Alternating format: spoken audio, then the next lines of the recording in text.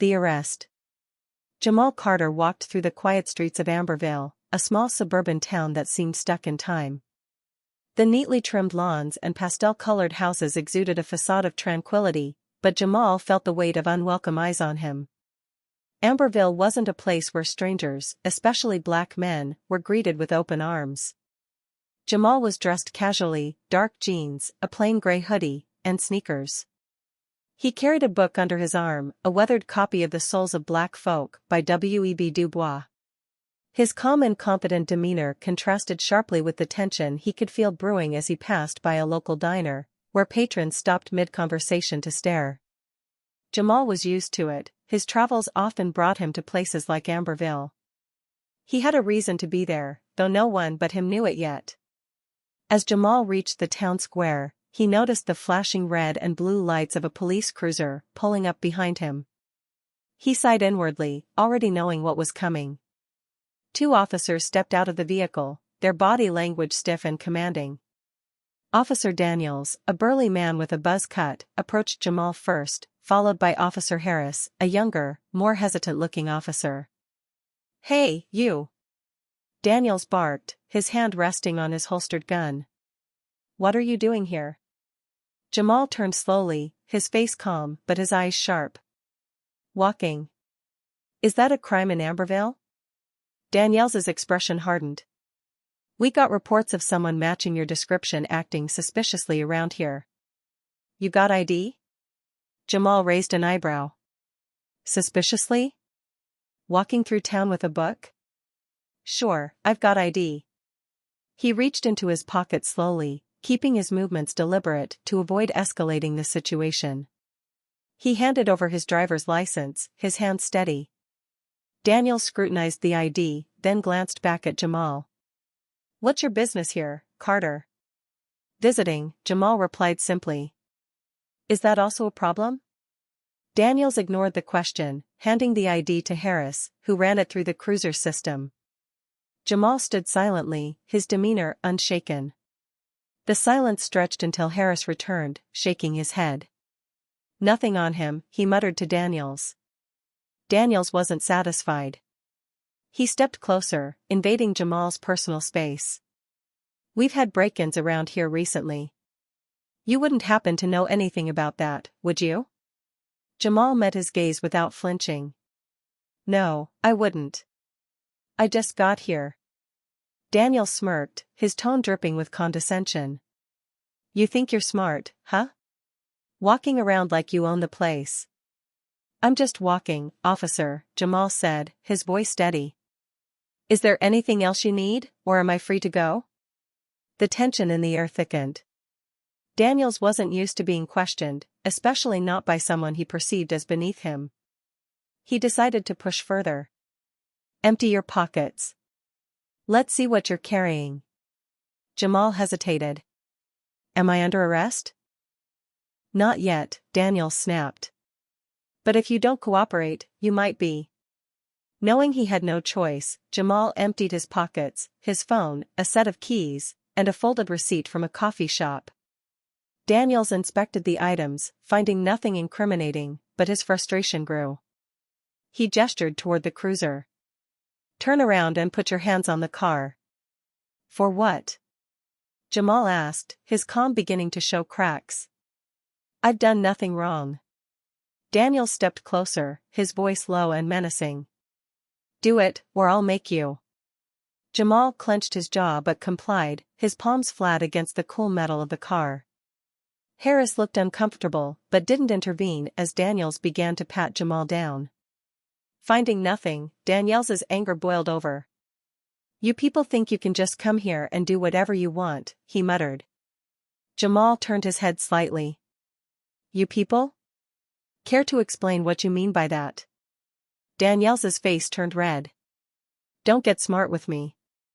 Jamal took a deep breath, trying to keep his composure. "Officer, I know my rights. I've cooperated fully. Unless you have evidence of a crime, you're detaining me illegally." Daniels sneered. "We'll see about that." Without warning, he pulled out handcuffs and slapped them onto Jamal's wrists. "You're under arrest for resisting an officer." Harris's eyes widened. Daniels, I don't think. Shut it, Harris, Daniels barked. We're taking him in. Jamal didn't resist as they shoved him into the back of the cruiser. His mind raced, not with fear, but with determination. He had faced worse than this before, and he knew how to handle it. As the car pulled away, he stared out the window, his expression unreadable. At the station, the officers processed Jamal with smug satisfaction. Daniels mocked him openly, making comments about how he'd learn his place. Other officers in the precinct laughed along, assuming Jamal was just another troublemaker. Jamal remained silent, watching, observing. He knew his moment would come, and when it did, it would be on his terms. For now, he let them think they'd won, unaware of the storm they were about to face. Uncovering the mystery. Jamal Carter sat in the cold, dimly lit holding cell at the Amberville police station. The faint hum of fluorescent lights filled the air as he leaned back against the concrete wall, his calm composure an enigma to the officers who had arrested him. Despite the unjust situation, Jamal showed no signs of fear or anger. Instead, he exuded an unshakable confidence that unsettled even the most seasoned officers. Officer Daniels, still riding the high of his authority, paced back and forth outside the holding cell. His partner, Officer Harris, stood nearby, fidgeting with his clipboard, glancing occasionally at Jamal. The younger officer couldn't shake the feeling that something about this arrest wasn't right. You're awfully quiet for someone in your situation, Daniels sneered, stopping in front of Jamal's cell. Most people would be begging to get out of here. Jamal looked up, his expression unreadable. Begging doesn't change anything, he said evenly. But knowing the law does.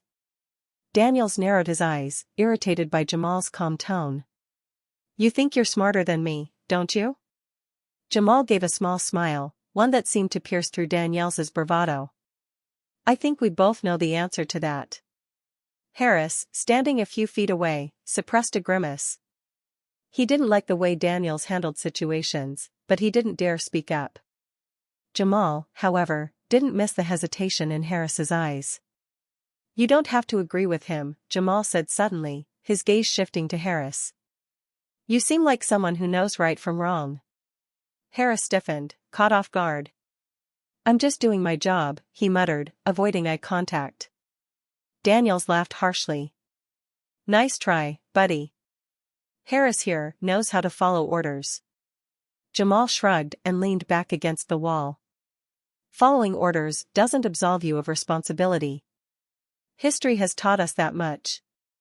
The subtle jab went over Daniels's head, but Harris seemed to understand. He shifted uncomfortably, his face betraying his unease. Hints of the truth. As the hours dragged on, Jamal remained unbothered. He asked for nothing, showed no signs of distress, and seemed almost as though he were waiting for something, or someone. Who is this guy? Daniels muttered to Harris as they stood outside the observation room. He's too calm. Most people would be shouting for a lawyer by now. Harris hesitated. Maybe he knows something we don't. Daniels scoffed. Like what? He's just some nobody who thought he could stroll into Amberville and get away with it. Inside the cell, Jamal's phone call had finally been granted. He dialed a number, speaking softly into the receiver. His words were brief, but his tone carried a quiet authority. When he hung up, he returned to his seat, a faint smile playing on his lips. Not long after, the front doors of the station swung open. A tall, impeccably dressed woman in a sharp navy blue suit strode in, her heels clicking loudly against the tiled floor. Her presence commanded attention, and even the officers at the front desk straightened up instinctively. I'm here for Jamal Carter, she announced, her voice calm but firm. Daniels approached her, his expression skeptical. And you are? Victoria Langston, she replied, handing him a business card. Attorney at law. And trust me, Officer Daniels, you'll want to be very careful with how you proceed from here. Daniels glanced at the card, the name and logo of one of the most prestigious law firms in the country, glaring back at him. His confidence faltered for a moment, but he quickly regained his composure. Well, Ms. Langston, your client is being held for resisting an officer and suspicious behavior. Victoria raised an eyebrow. Suspicious behavior?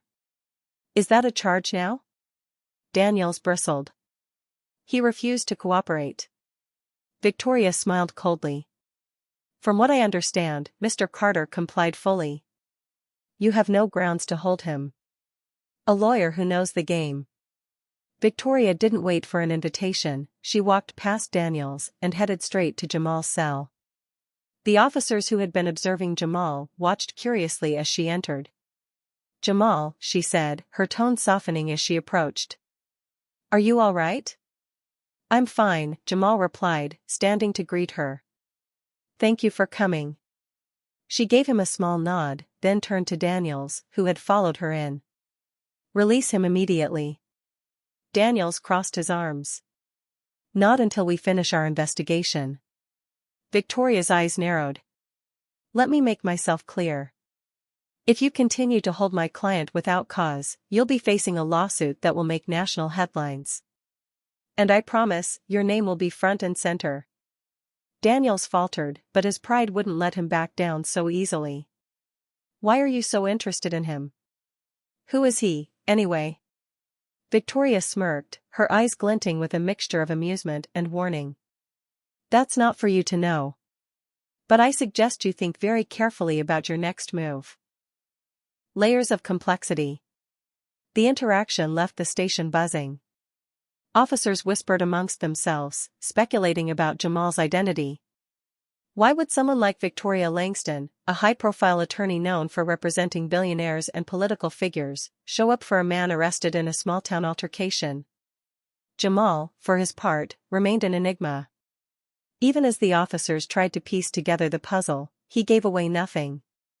He sat calmly in the holding cell, his demeanor unchanged, as though he knew exactly how everything would play out.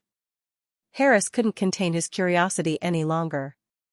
Why aren't you panicking? He asked Jamal when Daniels wasn't around. Most people would be freaking out. Jamal looked at him, his gaze steady. Because I've done nothing wrong. And because I know exactly who I am. Harris frowned. And who is that? Jamal smiled faintly. You'll find out soon enough. Harris felt a chill run down his spine. There was something about Jamal that didn't fit the narrative Daniels had constructed. He wasn't just a random stranger passing through town, there was more to him, something they couldn't yet grasp. As the hours ticked by, Daniels's confidence began to erode. The station received a call from the town mayor, who had somehow learned about the situation. Daniels dismissed it as coincidence, but Harris wasn't so sure. It seemed as though Jamal's presence in Amberville was more intentional than anyone had realized. Unbeknownst to the officers, Jamal had already set a chain of events in motion. His arrest was merely the beginning of a larger plan, one that would reveal not only the truth about his identity, but also the biases and failures of the very system that had targeted him. For now, Jamal waited, his calm composure intact. The storm was coming, and he was ready. The courtroom drama. The courtroom was packed to capacity, a sea of faces eagerly waiting to witness what had become the most talked-about case in Amberville. News of Jamal Carter's arrest had spread far beyond the small suburban town, igniting debates on social media and drawing journalists, activists, and curious onlookers to the courthouse steps. Protesters with signs demanding justice stood shoulder to shoulder with reporters jostling for position. Inside, the atmosphere was electric. At the front of the room, Jamal Carter sat calmly beside his attorney, Victoria Langston. Dressed in a crisp, tailored suit, Jamal exuded a quiet confidence that seemed unshakable. Across from him sat officers Daniels and Harris, their expressions a mix of defensiveness and unease. While Daniels maintained his usual bravado, Harris looked increasingly out of place, his discomfort visible in the way he avoided making eye contact with the crowd. Judge Evelyn Marquez, a sharp-eyed woman with a reputation for fairness, entered the courtroom and called for order. The murmur subsided, and the proceedings began. Opening statements. Victoria Langston rose first, her presence commanding attention. Your Honor, ladies and gentlemen of the court, she began, her voice clear and steady, this case is not just about my client, Jamal Carter. It's about the dangerous assumptions that led to his unlawful arrest. This is a story of bias, misuse of authority, and the profound need for accountability. Her words resonated throughout the room, drawing murmurs of agreement from spectators. Victoria continued, laying out a narrative that was both compelling and damning for the officers. When it was Danielle's lawyer's turn, the defense leaned heavily on the claim that the officers had acted within their duty to investigate a suspicious individual. Their arguments were vague, peppered with veiled justifications for racial profiling, though they avoided saying it outright. It was clear they were grasping at straws. The officer's weak defense. Daniels took the stand first, his demeanor defensive. Under questioning, he repeated the same lines. Jamal Carter matched the description of a suspect, refused to cooperate, and acted belligerently. However, Victoria's cross-examination quickly dismantled his claims. Officer Daniels, she began, you stated that my client matched the description of a suspect. Can you specify what that description was? Daniels shifted in his seat. A tall man in a hoodie. Victoria raised an eyebrow. A tall man in a hoodie. That's it? Well, yeah. That's what the report said, Daniels replied, his confidence wavering. Victoria held up a piece of paper. This is the incident report you filed. It mentions no specific suspect, no height, no race, not even an article of clothing. So, Officer Daniels, I ask again, what made you suspect Mr. Carter? Daniels fumbled for an answer, his face reddening. He looked out of place. Victoria let the words hang in the air for a moment before responding. Out of place? Could it be because he was a black man walking through a predominantly white neighborhood? The courtroom buzzed with murmurs. Judge Marquez banged her gavel for silence, but the damage was done. Danielle's bias was laid bare for all to see. Harris breaks down. Next, Officer Harris was called to the stand. His nervousness was palpable. Unlike Daniels, Harris lacked the hardened arrogance of his partner, and under Victoria's questioning, his facade began to crumble. Officer Harris, Victoria said, her tone softer but no less firm, you've been with the department for less than 2 years, correct? Yes, Harris replied, his voice barely above a whisper. And during this time, have you ever questioned the conduct of your superior, Officer Daniels? Harris hesitated, glancing at Daniels, who glared at him. No, ma'am.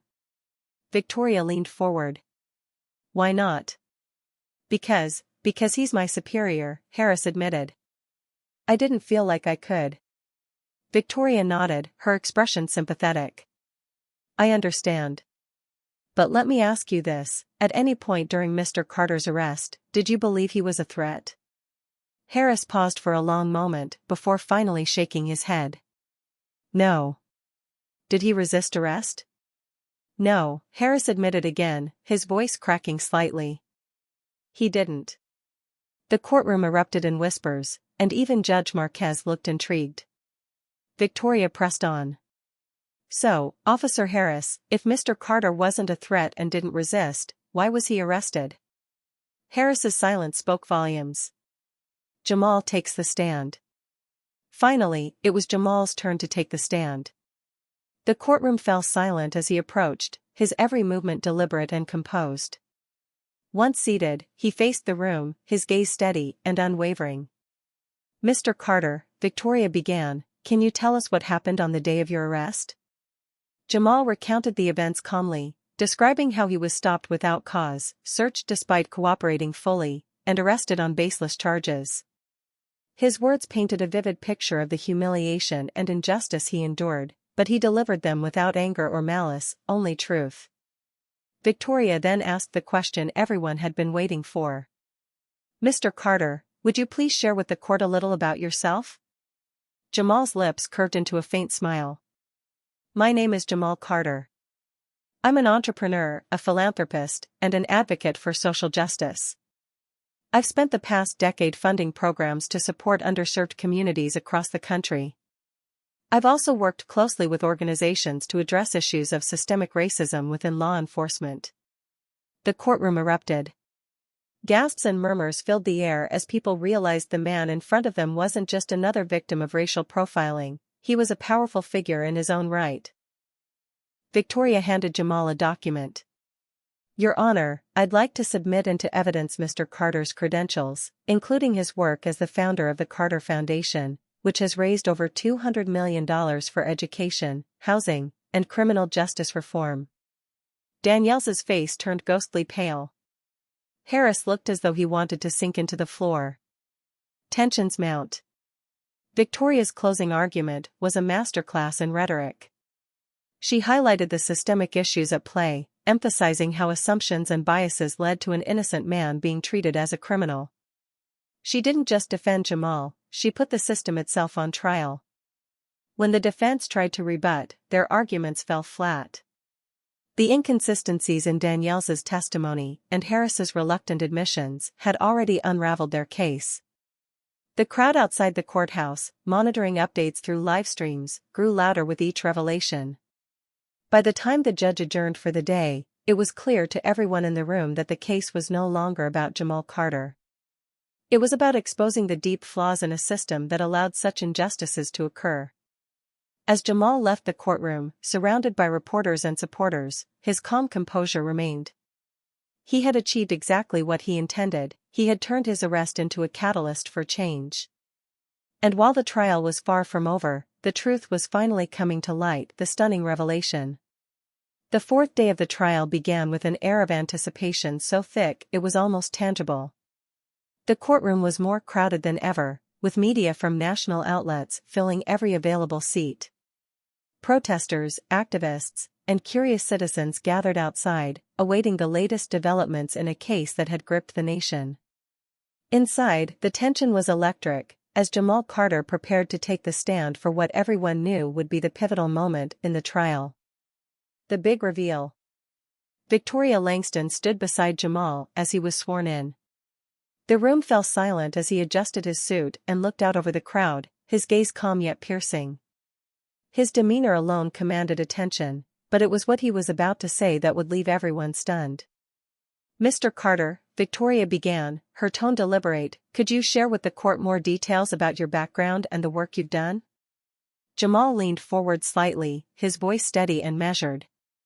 As I mentioned earlier, I'm the founder of the Carter Foundation, which focuses on education, housing, and criminal justice reform. Over the past 10 years, we've raised over $200 million to fund programs in underserved communities. A ripple of murmurs spread through the courtroom, but Jamal wasn't finished. Prior to founding the Carter Foundation, he continued, I worked in technology, co-founding a startup that was later acquired by a major corporation. That acquisition allowed me to become financially independent. I've since used my resources to advocate for change, especially in areas where systemic bias has created barriers for marginalized groups. Victoria stepped forward with a file in hand. Your Honor, I'd like to enter into evidence Mr. Carter's financial records, which show his net worth exceeding $2.3 billion, as well as his contributions to over 50 nonprofit organizations. Gasps filled the room. People whispered to one another, their disbelief palpable. Daniels and Harris, sitting at the defense table, looked as though the ground had been ripped out from beneath them. Daniels' face was a mask of shock, while Harris stared at Jamal with wide, disbelieving eyes. Judge Marquez leaned forward, her interest clearly piqued. Mr. Carter, are you saying that you are a billionaire philanthropist and civil rights advocate? Jamal nodded. That's correct, Your Honor. The murmurs grew louder, and the judge had to bang her gavel to restore order. Jamal's philosophy. Victoria continued her questioning. Mr. Carter, given your wealth and influence, many might wonder why you were walking alone in Amberville on the day of your arrest. Could you explain your choice? Jamal's expression softened as he addressed the courtroom. I've always believed that true understanding comes from direct experience. You can't advocate for communities you've never connected with. Over the years, I've made it a practice to live simply and spend time in different parts of the country, listening to people's stories, seeing how they live, and understanding their challenges firsthand. He paused, letting the weight of his words settle before continuing. Amberville was no different. I came here to meet with a local community leader who's working on housing reform. I didn't announce myself because I wasn't here to draw attention, I was here to learn. Unfortunately, my presence was misinterpreted. Victoria seized the moment. Misinterpreted how, Mr. Carter? Jamal looked directly at Daniels and Harris as he answered. Because of my race.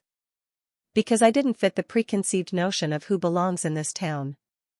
I wasn't judged by my character or my actions, but by the color of my skin. The courtroom buzzed again, but this time the murmurs carried an air of outrage. Daniels shifted uncomfortably in his seat, his earlier bravado now replaced by visible unease. Officers confront the truth. Daniels's defense attorney tried to object, but Victoria was ready. She turned her attention back to the officers. Officer Daniels, when you stopped Mr. Carter, were you aware of his identity or his work? Daniels's jaw tightened. No, ma'am. And if you had known? Victoria pressed. Would you have treated him differently? Daniels hesitated, clearly unsure how to respond. I don't know. Victoria didn't let him off the hook. That's the problem, Officer Daniels. You didn't know who he was, but you assumed he was a threat because he didn't fit your idea of what belongs in this town. That assumption led to an unlawful arrest, and now the entire country is watching. Harris, who had been avoiding eye contact, suddenly spoke up. She's right. The courtroom turned toward him, startled by the sudden outburst. What we did was wrong, Harris admitted, his voice trembling. Mr. Carter wasn't doing anything illegal. He wasn't a threat. I knew it then, and I know it now. But I didn't stand up to stop it. Daniels glared at him, but the damage was done. Harris's admission sent shockwaves through the courtroom, turning the ordeal into a movement. Jamal's composure never wavered as the drama unfolded. When it was his turn to address the court again, he seized the opportunity to shift the narrative. This case isn't about me, he said, his voice steady but impassioned. It's about the countless people who face similar situations every day but don't have the resources or platform to fight back. My story is exceptional only because I have the privilege of being heard. For many others, their voices are silenced before they even have a chance to speak. He paused, his gaze sweeping over the crowd. This moment isn't just about justice for me, it's about shining a light on a system that perpetuates inequality. It's about ensuring that no one, regardless of their background, has to endure what I did. The courtroom erupted into applause, and even Judge Marquez had to call for order multiple times before the crowd settled. Aftermath of the revelation. As the day concluded, the courtroom was left in awe of Jamal's testimony. The officer's actions were now seen in stark contrast to Jamal's integrity and the systemic issues he sought to expose. News outlets scrambled to broadcast the revelations, and the case quickly became a flashpoint for national conversations about racial profiling and police accountability. Daniels, once so sure of his authority, sat slumped in his chair, his career now hanging by a thread. Harris, though culpable, seemed genuinely remorseful, and some wondered if his admission could lead to meaningful change. Jamal, meanwhile, left the courthouse flanked by supporters and media, his quiet resolve shining through the chaos. He knew the journey wasn't over, but the revelation of his identity had already sparked the broader conversation he had hoped for. What began as an unjust arrest had transformed into a movement for systemic reform, a movement Jamal was determined to lead. Justice and redemption. The courtroom drama might have ended, but the ripple effects of Jamal Carter's case were only just beginning. The story dominated headlines for weeks, sparking nationwide debates about racial profiling, systemic bias, and the role of law enforcement in marginalized communities. Jamal, now thrust into the national spotlight, saw an opportunity to turn his personal ordeal into a catalyst for meaningful change. Accountability for the officers. The Amberville Police Department found itself under intense scrutiny. Public pressure mounted as protests outside the station grew louder, with demonstrators demanding accountability for the officers involved. An internal investigation was launched, and the findings were damning. Officer Daniels was found to have a history of complaints alleging bias and excessive force, many of which had been quietly dismissed. The revelations left the department with no choice but to take action. Daniels was suspended without pay pending further disciplinary measures, and public outcry pushed for his resignation. Officer Harris, though complicit, was treated with more nuance. His candid admission during the trial and evident remorse earned him some leniency. He was ordered to undergo extensive training in bias recognition and community policing and placed on probation. Harris, deeply affected by the trial, agreed to participate in public forums to share his experience and advocate for reform. Jamal's campaign against racial profiling. Jamal Carter wasted no time leveraging the media attention surrounding his case. With Victoria Langston and his team at the Carter Foundation, he launched a national campaign titled Equal Justice, Ending Racial Profiling in America. The initiative aimed to raise awareness, advocate for policy changes, and fund grassroots organizations working to combat systemic racism. The campaign's first action was to partner with legal aid groups to provide pro bono services for individuals unjustly targeted by law enforcement. It also introduced training programs for police departments, focusing on de-escalation, implicit bias, and building trust with marginalized communities. Jamal appeared on talk shows, news panels, and town halls, always steering the conversation toward actionable solutions.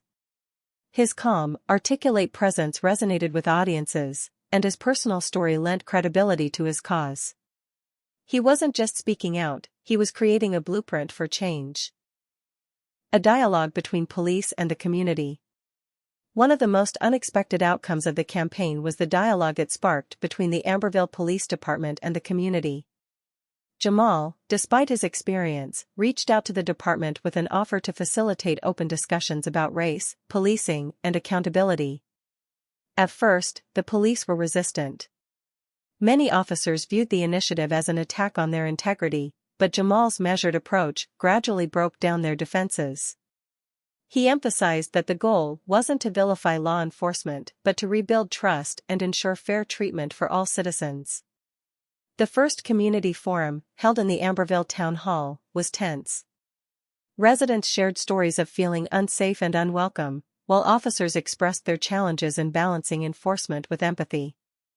Jamal acted as a mediator, encouraging both sides to listen and understand each other's perspectives. By the third forum, progress was evident. Officers began acknowledging the need for change, and residents expressed cautious optimism about the new training initiatives.